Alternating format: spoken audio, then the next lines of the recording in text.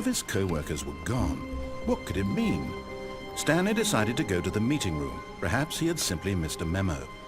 No matter how hard Stanley looked, he couldn't find a trace of his co-workers.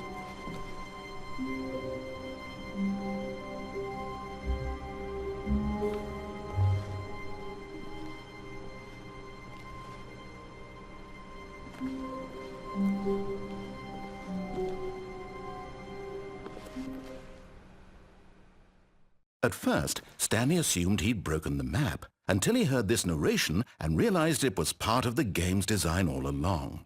He then praised the game for its insightful and witty commentary into the nature of video game structure and its examination of structural narrative tropes. So, now that you're here, what do you think? Isn't this a fun and unique place to be? Why don't we take a minute just to drink it all in? Okay, I'm over it now. What do you think? Are you sick of this gag yet?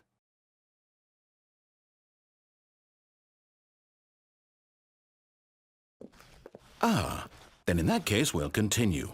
But now, here comes the real question. What do you think would have happened if you had told me that you wanted this to stop? Do you think it would have been particularly different?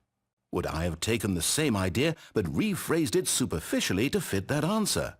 Perhaps you never would even have thought of it if I hadn't brought up the issue in the first place. Oh, now think about it. Will it be worth it for you to restart and then come back here just to do the other option? Clearly, this whole gag takes some time. What if the other option is even longer? How long will you spend in total just to have heard all the narration? Oh, and this is rich. Perhaps you've just played the other option, and now you've come to see what happens in this one. So, what do you think? Which choice was the better one? Imagine if you had selected Continue on your first playthrough, how tantalizing it would be not knowing what happens when you pick the other option. Indeed, you are one of the lucky ones. Though if the other option is really miserable to listen to, then perhaps you're not. In fact, I'm just going to say that no one who's listening to this is lucky. Well now, I've built up the other option so much that I'm going to stop talking and leave you to your decision whether to come back here, continue with the game, or just sit in this spot forever and ever. Cheers.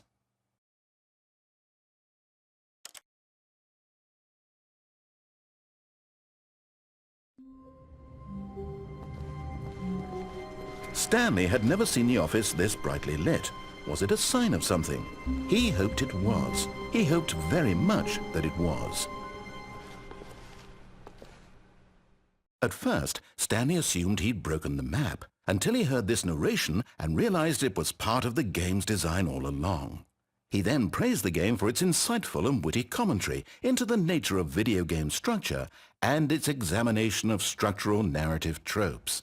So, now that you're here, what do you think? Isn't this a fun and unique place to be? Why don't we take a minute just to drink it all in? Okay, I'm over it now. What do you think? Are you sick of this gag yet? Well, I don't know how to say this politely, but you could literally just hit escape and restart the game any old time you want, like right now. You could have done it just then. Now would also be an appropriate time to quit. Any of these points and so many, many more, all of them are appropriate. I'm enjoying what seems to be an internal conflict going on where you are literally unable to act on your own desires to restart the game. So, just to push the envelope, I'm going to try and make this as miserable as possible and see how long you can maintain. There once was a man named Stanley, who people considered so manly. But the truth must be told, he was not very old and was quite particularly gangly. What Stanley liked most was buttons. He pushed them like some kind of glutton. He did it all day in a meaningful way, but his brain had long ceased to function. Which is why he is in this parable and lives an existence quite terrible.